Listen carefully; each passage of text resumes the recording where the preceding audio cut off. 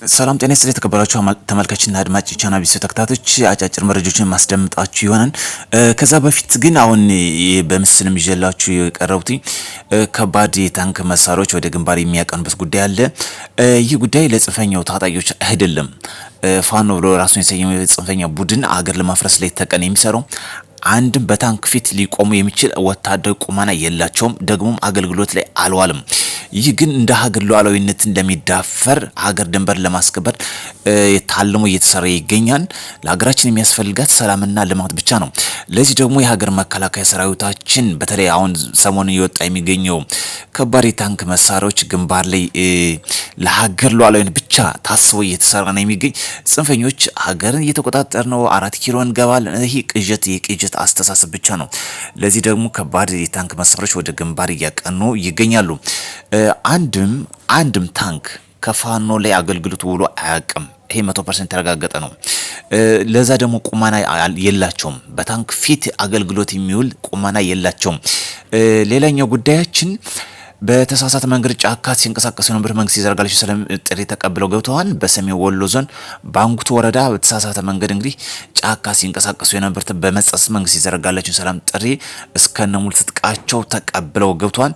የ61ኛ ክፍለ ጦር ምክትል አዛዥ ለሆኑት ኮሎኔል ወይርሰው በተገኘበት ነው አቀባበል የተደረገላቸው። እንዲሁም በዚሁ አካባቢ የሚገኝ የመንግስት ከፍተኛ አመራሮችም አቀባበል አድርገውላቸዋል። በጦርነት የሚፈታ አለመኖርን በመረዳት ማለት ነው። አስረስማራ የሰጠው መግለጫ አለ። እጅግ አሳፋሪ እጅግ ነውረኛ የሆነ ጉዳይ ነው።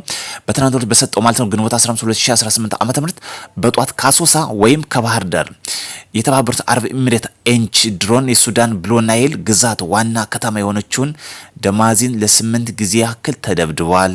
ለ9ኛ ድብደባ የአየር ኃይል እያለ ቀሪው 4 ተኳሽ እንደያዘ ተመቶ ወድቋን ሲል እንግዲህ የኢትዮጵያን ድሮን መኮንን ጀምሯል። በጣም የሚያሳፍረው ጉዳይ የሀገራችን ብሔራዊ ጥቅም አሳልፎ ለመስጠት ከሚሰሩ አንዱ የጽንፍ እንቅስቃሴ የነዚህ ጉዳይ ነው። ይህ ደግሞ ኢትዮጵያ እርምጃ ብትወስድ የሀገር ብሔራዊ ጥቅም አሳልፎ ለባዕዳ ለማስወጋት አይሰጥም።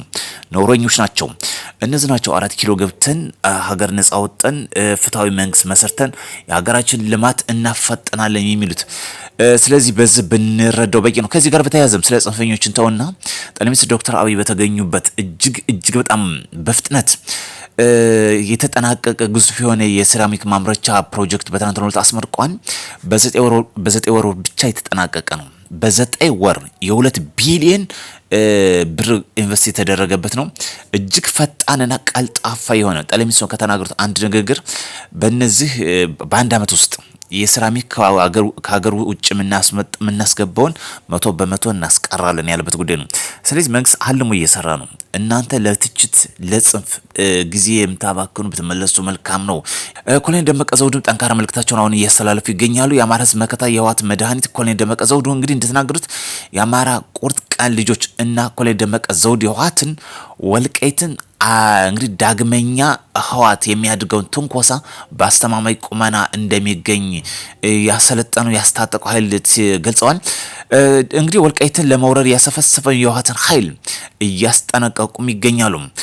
በዚህ ኮሎኔል ደመቀ ዘውዱ በጣም ዋይዝ የሆነ ሰው ናቸው፣ አስተዋይ የሆኑ ሰዎች ናቸው። ስለ ወልቃይት ጉዳይ በህገ መንግስታዊ መንገድ መፈታት እንዳለበት የሚል ጽኑ አቋም አላቸው። በዚህ ደግሞ ወልቃይት ትናንትና ነጻ ያወጣኑ ዛሬ ዳግመኛ ለህወሓት ወረራ አሳልፈን አንሰጥም የሚል ጽኑ አቋም አላቸው። በዚህ ደግሞ የተከዜ ዘቦችን በእጅጉ እያሰለጠነ ያስታጠቀ ይገኛል። ከጀርባው ደግሞ ተላላኪው ጽንፈኛው ቡድን ወልቃይትን ለማስወረር አብሮ ከህወሓት ጋር እየሰራ ይገኛል። እነዚህ ናቸው በእጅጉ የሚያሳፍር። ጀነራል ጻድቃን ገብረትንሳኤም ለውጥ ፈላጊው ኃይል ዋና ዓላማ ይፋ አድርገዋል። በተለይ ህወሓትን በተመለከተ ነው ይፋ ያደረጉት።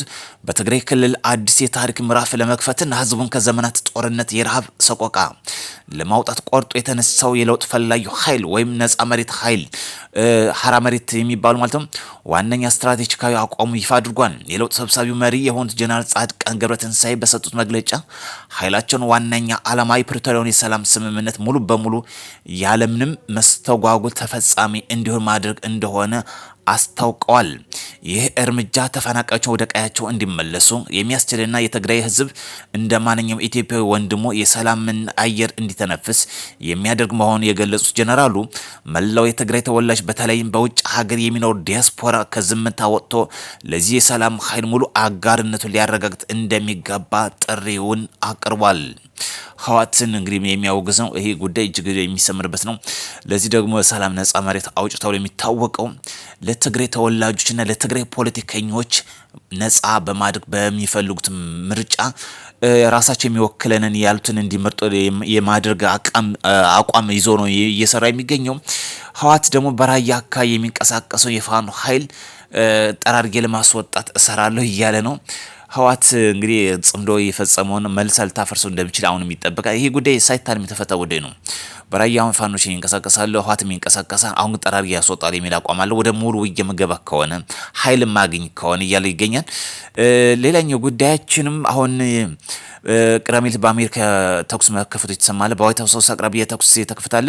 ቅዳሜ ምሽት በዋይት ሀውስ ውስጥ አቅራቢያ የሚገኝ የደህንነት ፍተሻ ኬላ አንድ የታጠቀ ግለሰብ ተኩስ መክፈቱ ተከትሎ በአካባቢው አስቸኳይ እንቅስቃሴ እገዳ ማድረጉ ተሰምቷል። ጥቃቱ የሰነዘረው ተጠርጣሪ በሚስጥር አገልግሎት ወይም ሴክሬት ሰርቪስ ተብሎ በሚታወቅ አባል በተከፈተ አጸፋዊ ተኩስ በጽኑ ተቆስሎ ህይወቱን ማለፉም ተረጋግጧል። የመጀመሪያ ደረጃ ይፋዊ ሪፖርት እንደሚያመለክተው ክስተቱ የተፈጠረው ከምሽቱ 12 ሰዓት ገደማ መሆኑ ተገልጿል። በዚህም ለጊዜው በዛ መስመር ዝግ መሆኑ ነው የተገለጸ የሚገኘው። ቻናል ቤተሰብ ተከታታዮች አዲስ ሆነ ሰብስክራይብ ቢሆናችሁ ላይክ ሼር ማድረግ እንዳይረሳ። ጠቅላይ ሚኒስትር ዶክተር አብይ በተለይ በእነዚህ በግንቦት ወራት ውስጥ የሰራቸው ስራዎች በጣም የሚገርሙ ናቸው። ግዙፍ የሆነውን ኢንዱስትሪ ፓርክን ይፋ አድርገዋል። በትናንት ዕለት ደግሞ የሴራሚክ ማምረቻ ፕሮጀክትን ይፋ አድርገዋል። ቀጣይ ደግሞችን በጉጉት የምንጠብቃቸው ሌሎች ፕሮጀክቶች እንደሚኖሩ ምንም ጥርጥር የለም። በጣም ከገረመኝ በፍጥነት ወደ አገልግሎት እየገባው ነው። በ9 ወር ውስጥ ተጀምሮ ተጠናቆ መመረቁ በ2 ቢሊዮን ኢንቨስት የተደረገበት የሴራሚክ ፋብሪካ በተለይ የሴራሚክ ፋብሪካ 100% ከሀገር ውጭ የምናስመጣቸውን እናስቀራለን ያለበት ነው። ስለዚህ ለምንድን ነው ጽንፍ ይዛችሁ እንቀሳቀሱ? ራያችን ሰላምና ልማት ይሁን። ጠቅላይ ሚኒስትር ዶክተር አብይ በአማራ ክልል በድሮን እያዘነበብን ነው። ይሄ ማሳቢያ ውድቅ ነው 100%። ምክንያቱም እንነጋገር፣ እንደራደር፣ አብረን እንስራ፣ እናልማ፣ ከዛ ውጭ ጦርነት የሚመጣ ጉዳይ የለም ያለበት ጉዳይ ነው። ይሄን አልቀበልም ላለው ነው መንግስት እርምጃ እየወሰደ ያለው። ሰላምን አልቀበልም ካለ ለሰላም አማራጭ የሚጠብቀው ሌላ ጉዳይ እንደሆነ ይታወቃል። ስለዚህ እንመለስ፣ ሰላማችን እናጽና። ወደ ቻናል ቤተሰብ ተከታታዮች ላይክ ሼር ማድረግ እንዳይረሳ። በሌላ መረጃ ተመልሰን እስክንገናኝ ለሰላማችንና ለሰላማችን ለልማታችን ዘብ እንቁም። ጦርነት አያዛልቅም፣ አይጠቅምም። የሀገር መከላከያ ሰራዊታችን ዋልታ የሀገር ዋልታችን ነው። ለዚህ ጉዳይ ደግሞ ምንም ጥርጥር የለውም። አንድ ነገር እናስታውሳለን። የሊቢያ መሐመድ ጋዳፊ በነበረበት ጊዜ ብዙ ትችቶች ነበር። ለባዕድ ሀገር አሳልፈው ሰጡት፣ እሱም ህይወቱ አለፈ። ሀገሪቱ ዛሬም እየተጎሳቆለች ትገኛለች። በጣም የሚገርመው አፍሪካኖች አለመሰልጠናችን በርካታ ነገር ዋጋ እያስከፈለን ይገኛል። ኢትዮጵያ የተተረፈረፈ ሀብት አላት። አሳልፈው የሚሰጡት ምንድነው? የአባይን ጉዳይ ነው። ይሄ የታወቀ ነው። ለግብጽ አጀንዳ እያስፈጸሙ የሚገኙት ይሄ ሊሰመርበት ያስፈልጋል። ወደ ቻናል ሰብስክራይብ መልካም ቀን እንዲወላችሁ እመኛለሁ። በሌላ መረጃ እስክንገናኝ